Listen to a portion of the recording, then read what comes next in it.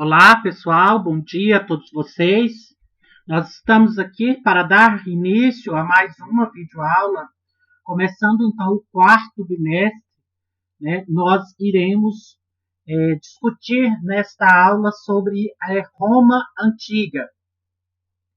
Vou fazer nesta aula de hoje uma introdução sobre o conteúdo, né, que traz aqui os aspectos, né, de Roma Antiga, para vocês conhecerem um pouquinho como que deu o processo de origem da formação desta civilização da antiguidade. Segundo os relatos, né, lendários, segundo os relatos históricos, né, aqui para vocês conhecerem então um pouquinho sobre como se deu o surgimento dessa civilização romana. A história de Roma antiga é fascinante, em uma função da cultura desenvolvida e dos avanços conseguidos por esta civilização. Então, a história de Roma, ela é considerada, para os historiadores, uma das mais fascinantes histórias aqui, porque ela teve um desenvolvimento cultural muito grande. A civilização romana conseguiu incorporar aqui grandes elementos culturais aqui ao longo do seu processo de formação. De uma pequena cidade tornou-se um dos maiores impérios da antiguidade. Dos romanos herdamos uma série de características culturais, daí a grande riqueza cultural deixado, né, por esta civilização. O direito romano, até os dias de hoje, está presente na cultura ocidental, assim como o latim, que deu origem à língua portuguesa, a francesa, a italiana e a espanhola. Então, daí a essa civilização ser uma das mais fascinantes, né, porque ela deixou um legado histórico, né, aqui, né, muito significativo e muito grande para as civilizações da atualidade. Como eu acabei de dizer para vocês, citar para vocês o direito, né, e a origem linguística, né, o português, né, que vem do latim, né, que era uma língua falada em Roma. A origem de Roma, explicação mitológica. Então, como eu disse para vocês, são duas versões da história aqui da origem de Roma. Uma versão mitológica e outra versão histórica. Vou trazer para vocês aqui essas duas versões, né, para vocês compreenderem aqui a origem, né, da formação, né, desta civilização. Os romanos aplicam a origem de sua cidade através do mito de Rômulo e Remo. Segundo a mitologia romana, os gêmeos foram jogados no rio Tibre, na Itália, resgatados por uma loba que o amamentou. Foram criados posteriormente por um casal de pastores adultos, retornam à cidade natal de Alba Longa e ganham terras para fundar uma nova cidade, que seria então aí a cidade, né, que viria a ser a cidade de Roma. Então aqui nós temos a lenda da fundação de Roma, né, a lenda de Rômulo e Remo. Aqui nós temos então um mapa da localização. Há uma história, né, aqui engraçada que diz que a Itália, né, que é a sede, que é a capital depois que se tornou a capital de Roma, tem um formato de uma bota, né? Essa península itálica, né, tem um formato de uma bota. Agora nós vamos ver a versão, né, as origens de Roma de acordo com a versão histórica. De acordo com os historiadores, a fundação de Roma resulta da mistura de três povos que foram habitar a região da Península Itálica: os gregos, os etruscos e os italiotas. Desenvolveram na região uma economia baseada na agricultura e nas atividades pastoris. A sociedade, nesta época, era formada pelos patrícios, que eram os nobres proprietários de terra, pelos plebeus, que eram comerciantes, artesãos e pequenos proprietários.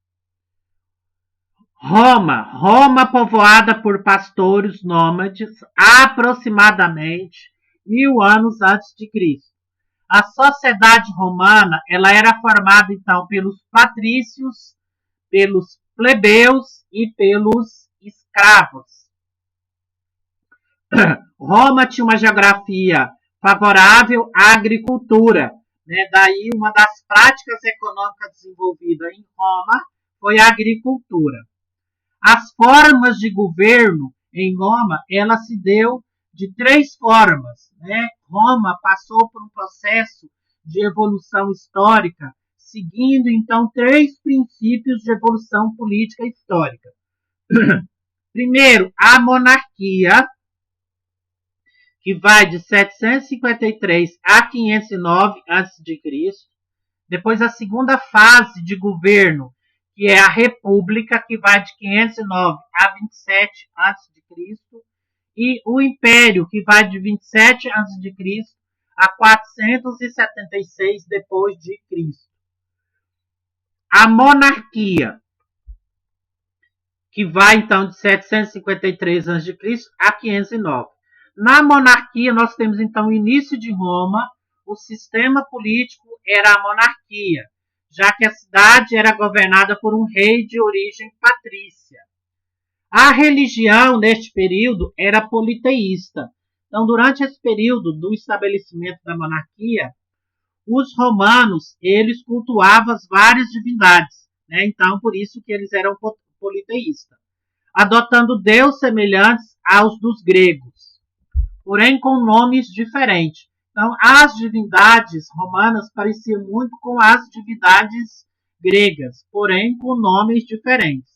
Nas artes, destacavam-se a pintura de afrescos, murais decorativos e esculturas com influências gregas. Aqui nós temos, então, alguns, né, objetos dessa época aqui, né, da Grécia, da Roma antiga, e que lembra muito, né, a cultura dos gregos, né? Como eu disse para vocês, como Roma, né, incorporou vários aspectos culturais, então eles também vai assimilar os aspectos culturais dos gregos. O período de república, né, o período político no qual foi estabelecido aqui a república, que vai então de 509 a.C. a 27 a.C. Durante o período republicano, o Senado romano ganhou grande poder político. Os senadores de origem patrícia cuidavam das finanças públicas, da administração e da política externa.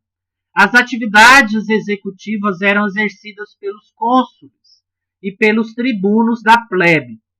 A criação dos tribunos da plebe era ligada às lutas dos plebeus por uma maior participação política e melhores condições de vida.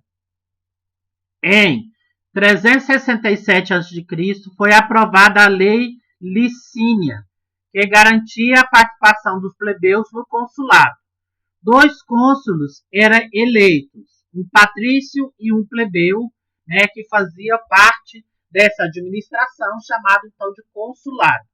Esta lei também acabou com a escravidão por dívidas, né? Então o consulado, né, acabou com essa ideia, né, de existir escravidão por dívida, válida somente para os cidadãos romanos.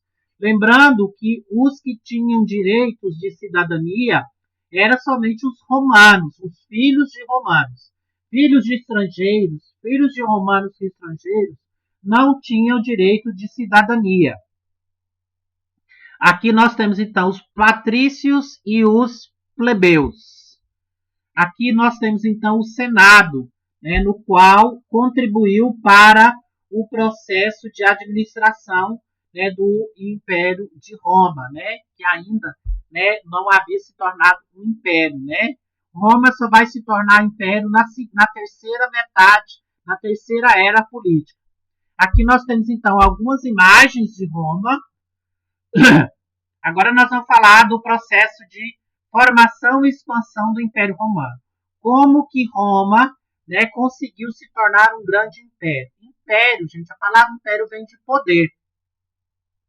Então, quanto mais civilização Roma, né, dominava, mais ele tinha poder. Então, maior era o império, maior era o poder. Após dominar toda a Península Itálica, os romanos retiraram para as conquistas de outros territórios.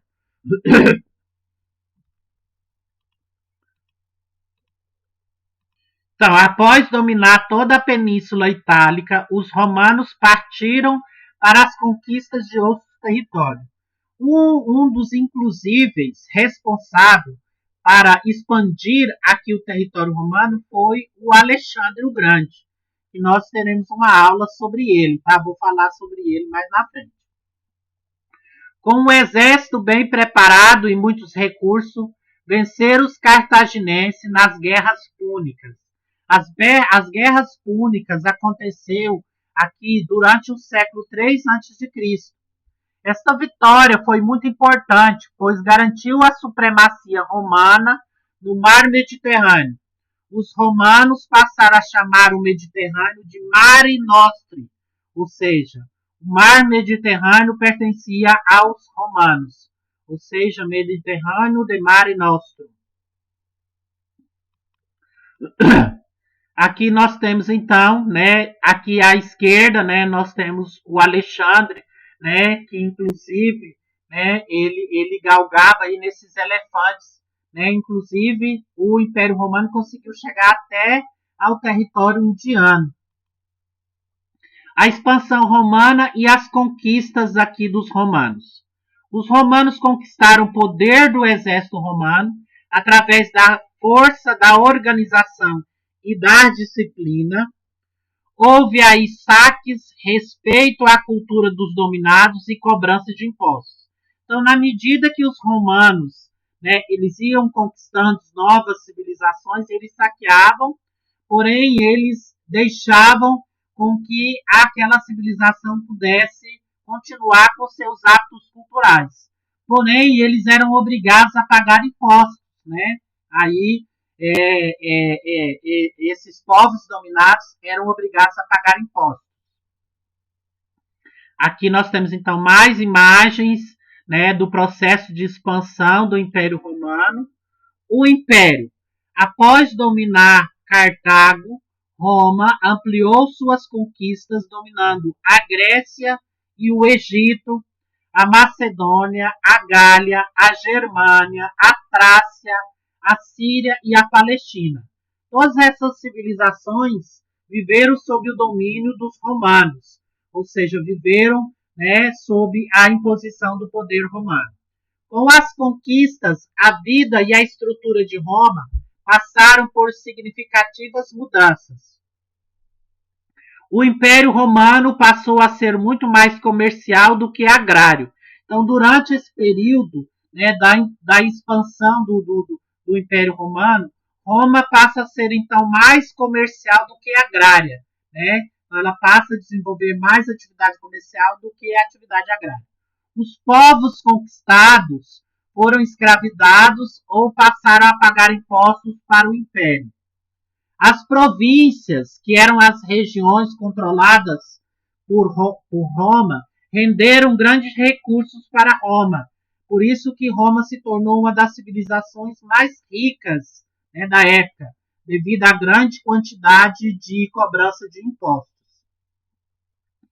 A capital do Império Romano enriqueceu e a vida dos romanos mudou. E aí nós temos então aqui o mapa da expansão, né, do Império Romano. O Senado e o povo romano. Aqui são alguns símbolos, né, do rei de Roma, né, que usavam aí, né, essa folha de louro, né, como símbolo de poder. Lutas por reforma agrária. O Tibério e o Caio Graco, né, desenvolveu a reforma agrária durante o seu período de dominação. Revoltas de escravos, né, o Espartaco, né, foi um dos escravos, né, que se revoltou aqui contra o Império Romano, tanto é que depois ele se tornou aí um gladiador, né, porque ele foi preso, né, e foi utilizado lá no Coliseu. Tanto é que há bastante filmes, né, sobre o Espartaco. Quem dominava o exército dominava Roma, né, que era o triunvirato.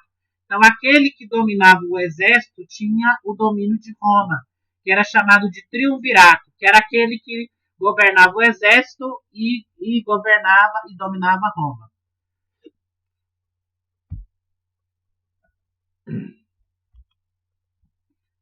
E aí nós temos então, né, o fim da República e o início do Império.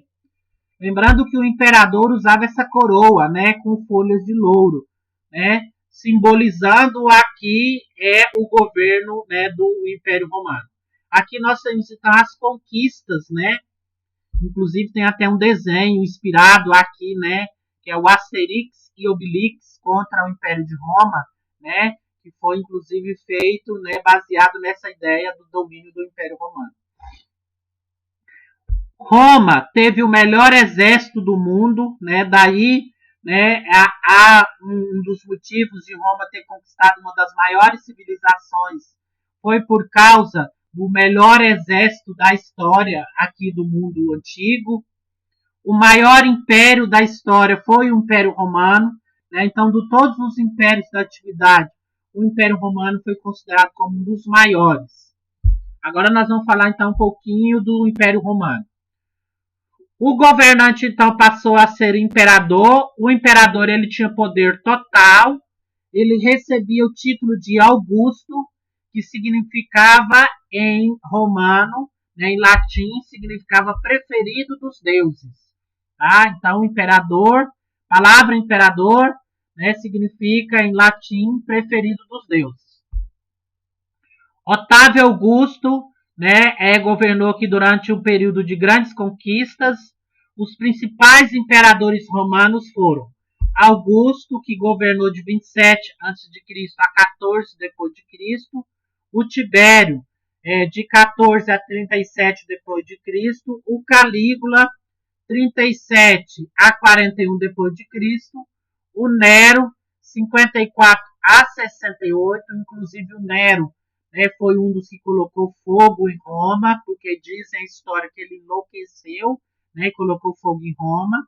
Depois o Marco Aurélio, que governou de 161 a 180, e o Commodus, que governou de 180 a 192 depois de Cristo. Aqui nós temos então a imagem de alguns desses imperadores. Em Roma foi utilizado uma prática chamada pão e circo, né, que era, né, uma prática muito comum utilizada para, né, esconder aí as atrocidades, né, os desvios, a corrupção feita durante o Império Romano. E aí então o povo ia para o Coliseu e lá era distribuído, né, pão e diversão, né, através das lutas de gladiador. Por isso que surge a expressão pão e circo.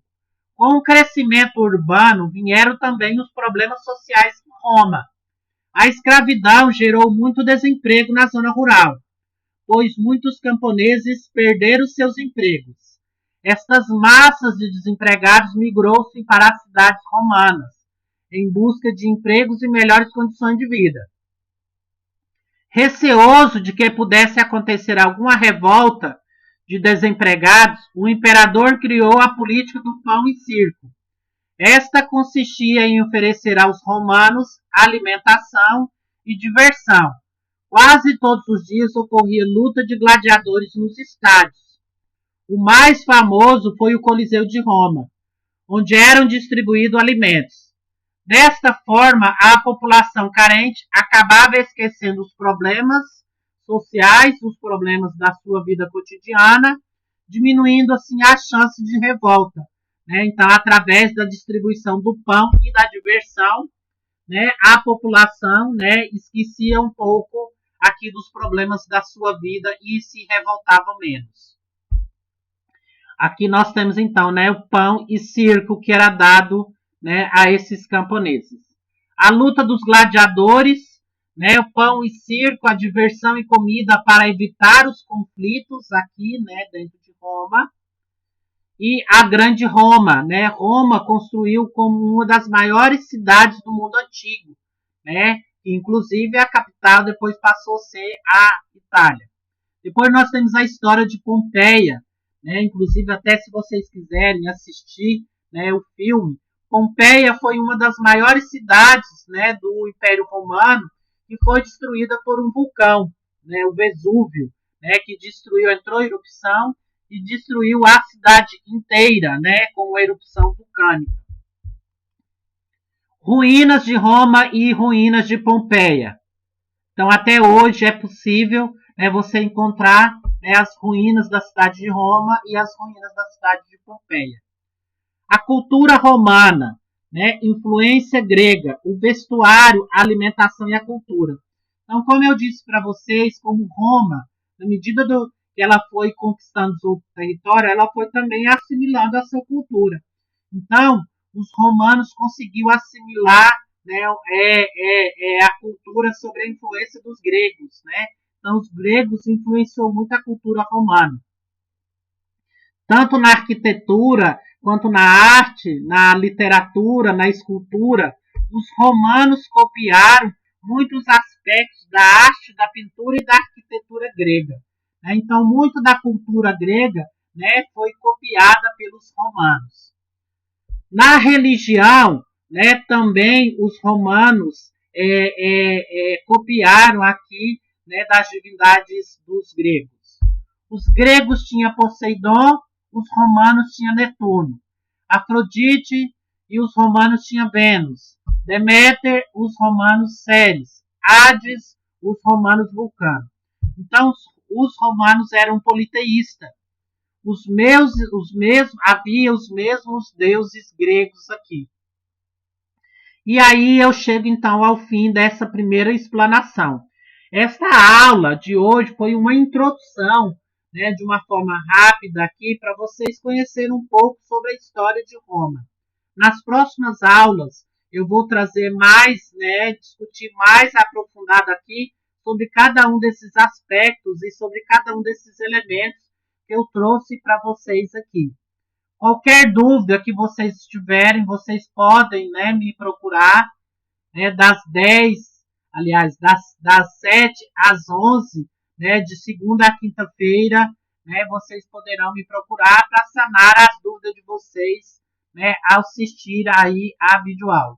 Assistam, né, algum desses filmes que eu indiquei para vocês, o Alexandre o Grande, né, Espartacus, Pompeia, né, todos são filmes que contam sobre a história de Roma, que vai ajudar vocês a conhecer um pouco melhor, né, sobre Roma. Então, até mais, fiquem com Deus e até a próxima aula.